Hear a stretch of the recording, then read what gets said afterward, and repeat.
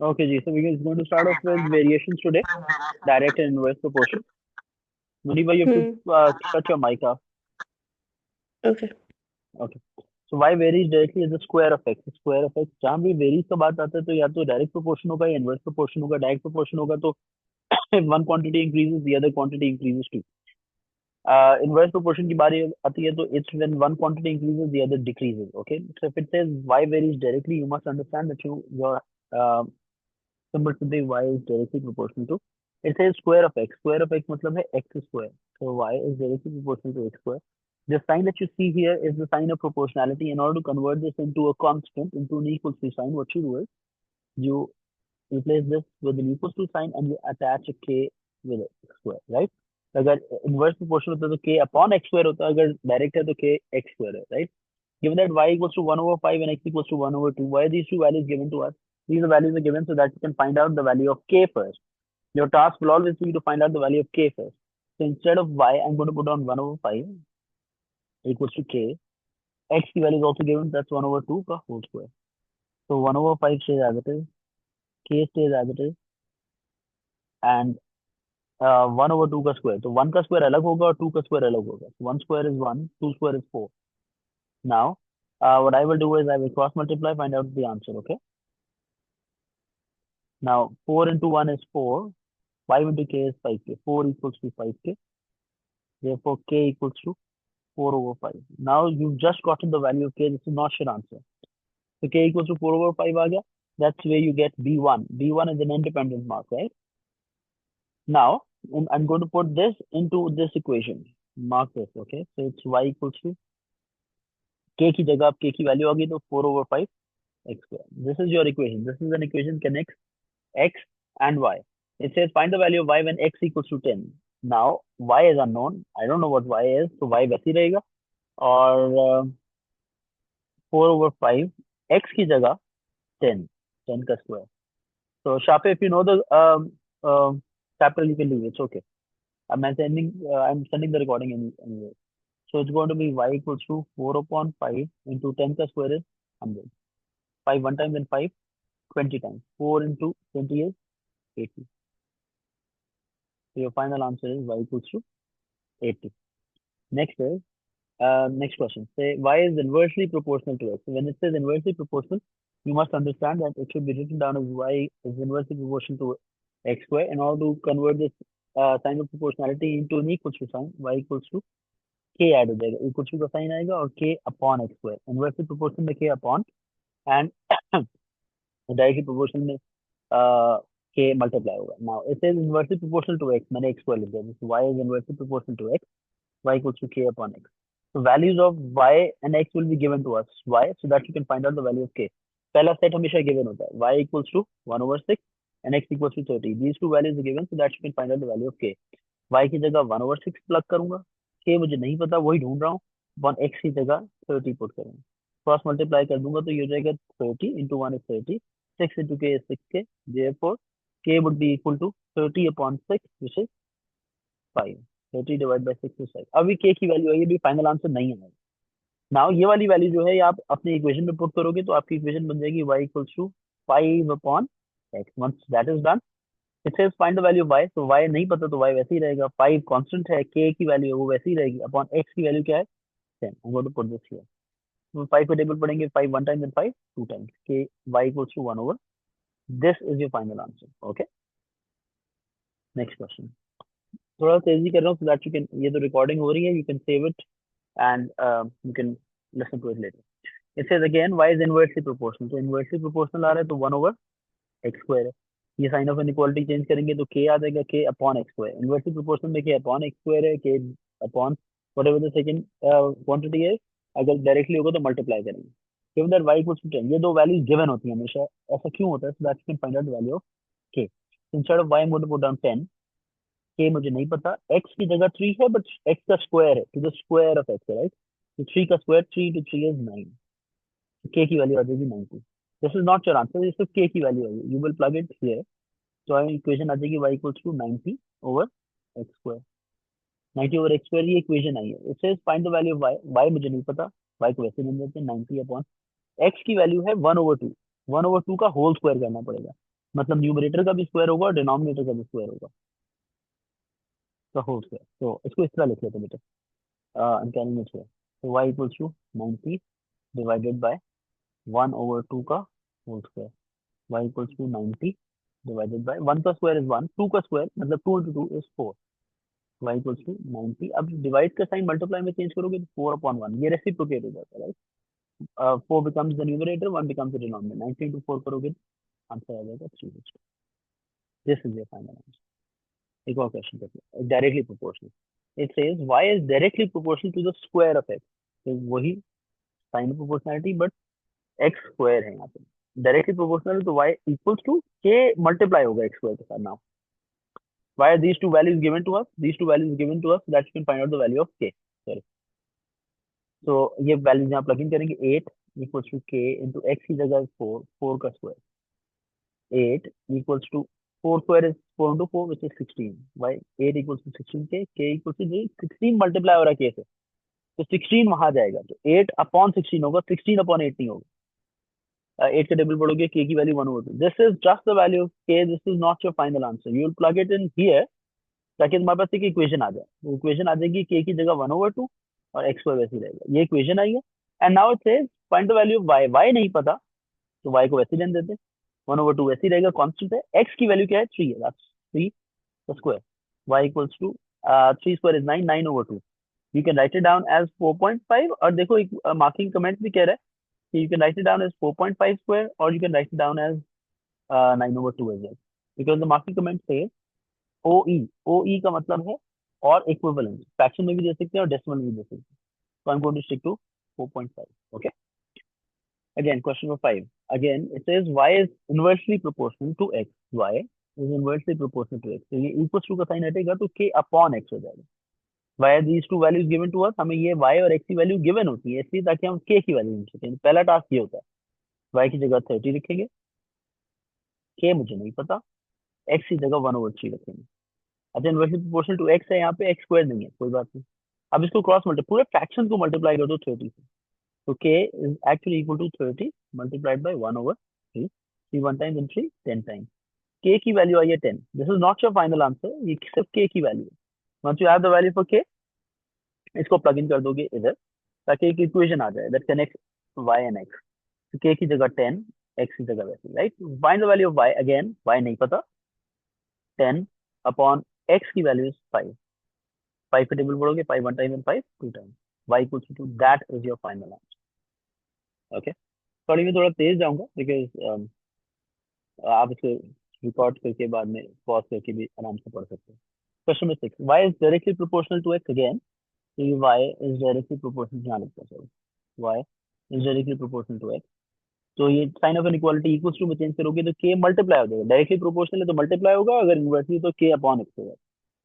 This is when x equals to 4, y equals to t, find x in terms of t when y equals to 2। ये तो थोड़ा सा question change किया, हम कुछ भी नहीं करेंगे, हम ये वाली सारी वैल्यूज डालेंगे पहले, y की जगह t आ जाएगा, k मुझे नहीं पता, x की जगह 4 आ जाएगा, तो t is actually equal to 4k, ठीक है जी।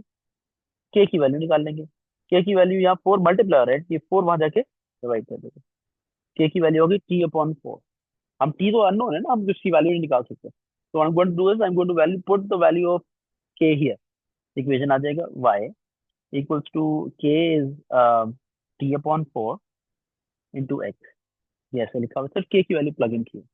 Now it says find x in terms of t, जब भी बोले ना x in terms of t, इसका मतलब है कि x की x को subject banana, x on one side, x is the subject, x is the subject, subject का मतलब है x एक तरफ होगा, बाकी सारी चीजें दूसरी तरफ होंगी, ओके। तो y की जगह बोला 2 डालें, हमने 2 डाल दिया, t वैसे ही रहेगा, मुझे नहीं पता, 4 वैसे ही रहेगा, x मुझे नहीं पता, x को सब्जेक्ट बनाना, x एक तरफ होगा, बाकी सारी चीजें उस तरफ होंगी, पहले 4 को मूव करो, 4 into 2 क्रॉस मल्टीप्लाई होगा, sorry sorry 4 into 2 cross multiply होगा तो 4 into 2 8 हो जाएगा, 8 equals to t into x हो जाएगा। ना x को सब्जेक्ट बनाना है, ये t मल्टीप्लाई हो रहा है, t वहां चला जाएगा, x equals to 8 upon, this is your final answer, ये तुमने x को सब्जेक्ट बनाया इन टर्म्स ऑफ t, और ये देखो ये आंसर भी 8 अपॉन 2, ओके। अब क्यूब वाला आया, so it says y is directly proportional to the cube of x, y is directly proportional to the cube of x। ठीक है जी, तो इस टाइम पे प्रोपोर्शनलिटी चेंज करोगे, k लग जाएगा, k मल्टीप्लाई हो जाएगा, अगर इनवर्सली प्रोपोर्शनल होता तो k अपॉन x क्यूब हो जाता।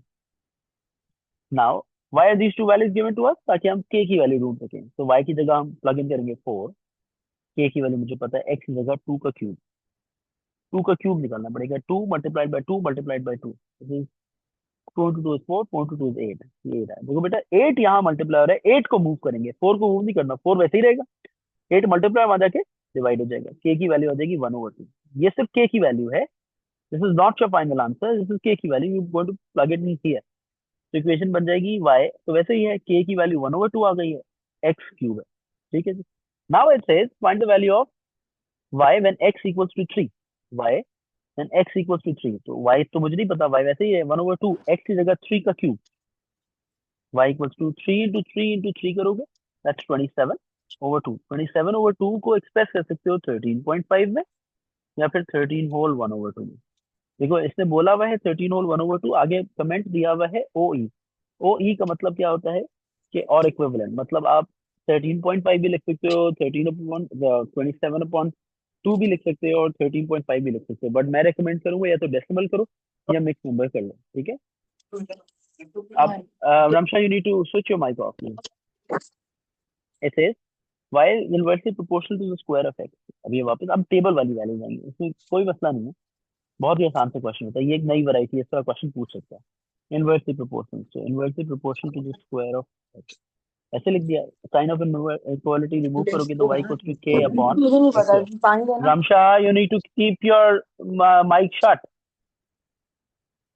y equals to k upon x square.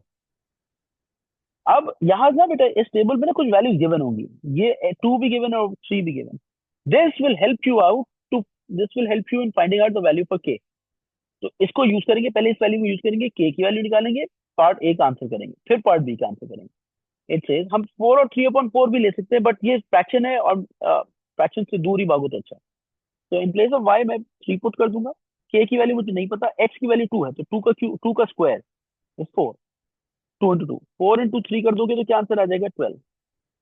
अभी के की वैल्यू आई है, अभी सिर्फ के की वैल्यू आई है, अब के की वैल्यू प्लग इन करूंगा इधर, ताकि मेरी इक्वेशन बन जाए y इक्वल्स टू, y तो वैसे ही है, के की जगह 12 आ गया अपॉन x स्क्वायर। ये सिर्फ equation, this is your answer for part A. जिससे final equation connecting x and y, इसमें k की वैल्यू नहीं है, इसने बोला x और y दो, तुम्हारी इक्वेशन ऐसी बनाओ कि जिसमें सिर्फ x हो और y हो, तो हमने ये लिख दिया। Now it says find the value of p। अब मुझे पता है कि p वाली जो चीज है ना वो ये वाला, ये दो वैल्यूज यूज करेंगे, y की जगह रखूंगा 48, 12 अपॉन x की जगह रखूंगा p का स्क्वायर हुआ है, क्योंकि x का स्क्वायर हुआ है, इसलिए x की जगह p है तो p का स्क्वायर हो जाएगा। नाउ अब क्रॉस मल्टीप्लाई कर, देखो मैं ये सजेस्ट करता हूँ पी स्क्वायर को उधर ले जाओ, 48 को नीचे ले आओ, पी स्क्वायर हो जाएगा 12 upon 48। Before you do the square root, square हटाने के लिए, स्क्वायर रूट करने से पहले सिंप्लीफाई कर लो, सिंप्लीफाई कर लेते हैं सर। सिंप्लीफाई करेंगे तो 12 1 टाइम, 12 4 टाइम्स आ जाएगा, मेरे पास इक्वेशन आ जाएगी y equals to, sorry p square equals to 1/4। अब ये स्क्वायर हटाना होता है ना बेटे, तो स्क्वायर रूट लगा दो दोनों साइड से, तो p का स्क्वायर और स्क्वायर रूट तो कट जाएगा, 1 का स्क्वायर रूट लोगे ना तो 1 होता है, 4 का स्क्वायर रूट लेते हो तो 2 होता है। बट देन अगेन प्रोसेस करना, इट सेज क्योंकि स्क्वायर रूट हुआ है ना, स्क्वायर रूट में हमेशा दो वैल्यूज आती हैं, एक पॉजिटिव और एक नेगेटिव, तो तुम्हारा फाइनल आंसर होगा प्लस माइनस 1/2, मतलब p जो है वो पॉजिटिव 1/2 भी हो सकता है, या p जो है वो नेगेटिव 1/2 भी हो सकता है। ये याद रखना है, इस क्वेश्चन को दोबारा रिवाइज कर लेना, ठीक है जी। देखो मार्किंग सी में भी देखो प्लस माइनस 1/2 और इक्विवेलेंट, ओ ई का मतलब है और इक्विवेलेंट, इसका मतलब है डेसिमल्स में लिखना चाहो तो डेसिमल्स में भी लिख सकते हो, फुल मार्क्स में। Again question number 9, it says y is inversely proportional to the square of x, so y is inversely proportional to 1 upon x square। अब ये sign of inequality equals to में change करोगे तो ये k upon x square हो जाएगा। ये के वाले काम कर लिया, उसके बाद these two values given, ये वैल्यू इसलिए दी हुई है ताकि k की वैल्यू ढूंढ सके, तो y की जगह 10 रखेंगे, k अपॉन x की जगह 4 रखेंगे, 4 का स्क्वायर है 16 बेटे, 16 इंटू 10 कर लो, क्या आंसर आया 160। ये सिर्फ k की वैल्यू बेटे, this is not your answer. इस के की वैल्यू को यूज करके ना आप पहले पार्ट का आंसर दे सकते हो। I am going to plug this value here, इसमें जो इक्वल्स टू वाला बनाया था, तो पार्ट ए का आंसर आ जाएगा y इक्वल्स टू के की जगह 160 अपॉन एक्स स्क्वायर वैसे ही। This is your answer for part A. This is sorry, this is the equation connecting y and x। उसके बाद it says find the value of y when x equals to 10। y वैसे ही रहेगा 160 over 10 का square. 10 का square मतलब 10 into 10 मतलब 100। 160 upon 100 करोगे तो देखो कितने जीरोस है 10 में, 100 में दो जीरोस है ना, एक प्लेस और दो प्लेस नीचे जाओगे, so that y equals to 1 this is your final answer. अब मसला सारा ये है, ये पार्ट बी है, इसको हम सॉल्व करें, इसको हम बिल्कुल end of the class solve करेंगे। ये हाफ और डबल और क्वाड्रुपल वाला बिल्कुल एंड में सॉल्व करेंगे, थोड़े से और क्वेश्चन करा दें। नेक्स्ट इज अगेन टेबल वाला है, इसको और रिवाइज कर लेते हैं sir. It is y is inversely proportional, तो इसका मतलब है y is inversely proportional to the square root. पहली दफा स्क्वायर रूट आया, 1 अपॉन स्क्वायर रूट का ये साइन होता है, स्क्वायर रूट ऑफ एक्स। अब सर आपको you will if you convert this sign of inequality into equals to sign, it would be y equals to k upon root x, right. अब problem ये है कि सबसे पहले k भी constant है, y और x की वैल्यू भी नहीं देंगे, k की वैल्यू ढूंढेंगे। दिस k की value you will have to pick up a suitable pair of values for x and y। तो ये 4 और 3 गिवन है, मैं 4 और 3 निकाल, 4 और 3 यूज करके k की वैल्यू निकालूंगा। तो y की जगह 3 है तो हम 3 पुट कर देंगे, 3, k मुझे नहीं पता, square root of x, x की वैल्यू 4 है, corresponding value of x is 4, तो ये हो जाएगा 3 equals to k over 2। Square root of 4 2 होता है, 4 का स्क्वायर रूट लोगे ना तो 2 आएगा। अब ये 2 वहां मल्टीप्लाई हो जाएगा, k की वैल्यू आ जाएगी। अब k की वैल्यू 6 आ गया ना, इसको इसमें प्लग इन कर दो, y equals to 6 over square root of x। ये तो इक्वेशन आई है अभी। Now it says find the value of c and the value of d। तो c के लिए हम कौन सा पर्पल कलर यूज करते हैं, c के लिए हम ये वाली वैल्यूज यूज करेंगे, x की और y की। ठीक है, हमारे पास अब k की वैल्यू आ चुकी है, तो y की जगह है, y की जगह लिखा हुआ है c। चलो just give me a minute.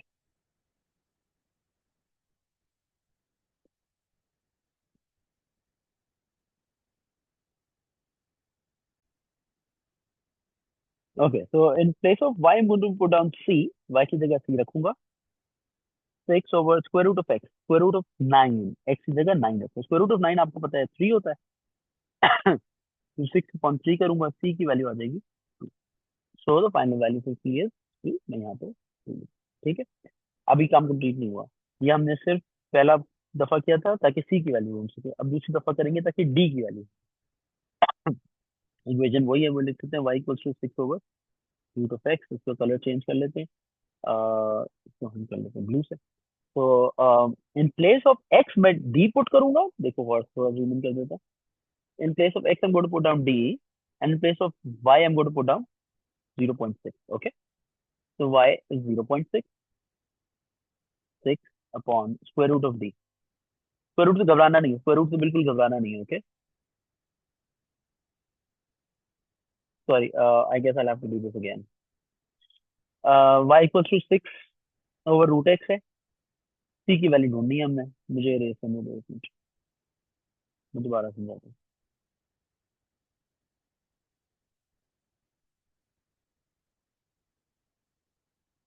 Are all of you here?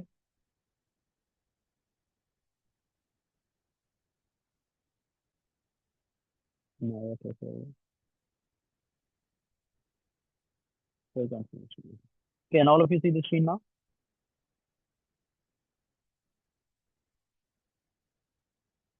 चलो जी, अब c की वैल्यू ढूंढनी है, लेट्स कंटिन्यू। c की वैल्यू ढूंढनी है, x की जगह 9 रखेंगे, y की जगह 3 रखेंगे, तो c equal to 6 over square root of 9। Square root of 9 होता है 3, 6 अपॉन 3, c की वैल्यू आ गई 2।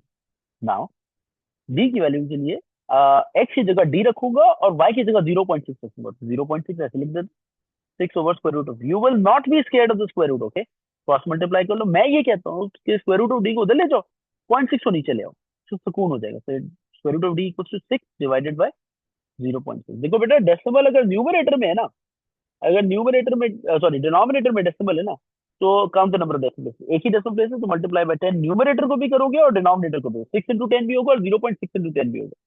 6 इंटू 10 करोगे तो 60 आ जाएगा, 0.6 इंटू 10 करोगे तो 6 आ जाएगा, तो 6 वन टाइम्स एंड 6 10 टाइम्स आ जाएगा। हमारे पास अभी भी डी की वैल्यू नहीं, square root of d is 10। अब स्क्वायर रूट जब हटाना होता है ना, what you do is you square both side, दोनों साइड पे होल स्क्वायर करेंगे, इसका भी होल स्क्वायर और इसका भी होल स्क्वायर, ताकि ये स्क्वायर और स्क्वायर रूट कट जाए, डी की वैल्यू आ जाए 10 का स्क्वायर। 10 का square is 10 into 10 which is 100। ये बात है, आई होप कुछ समझ आ रही हो। Let's move on to the next question. अच्छा, इसमें ये क्वेश्चन बाकी है, this is the last question that is left. I hope ये आप करेंगे। इससे खत्म करने से पहले लेट क्वेश्चन नंबर 9 का पार्ट बी करना बहुत जरूरी है। Okay, so that would be the last part of my class. It says हमारे पास इक्वेशन गिवन थी, मैं ये निकाल लूँ y equals to 160 upon x square, ये ऑलरेडी गिवन था, हमने पहले पार्ट में ये इक्वेशन निकाली हुई थी। अब वो तुमसे सिर्फ ये पूछ रहा है, मैथ के सब्जेक्ट में पूछ रहा है, डिस्क्राइब करो।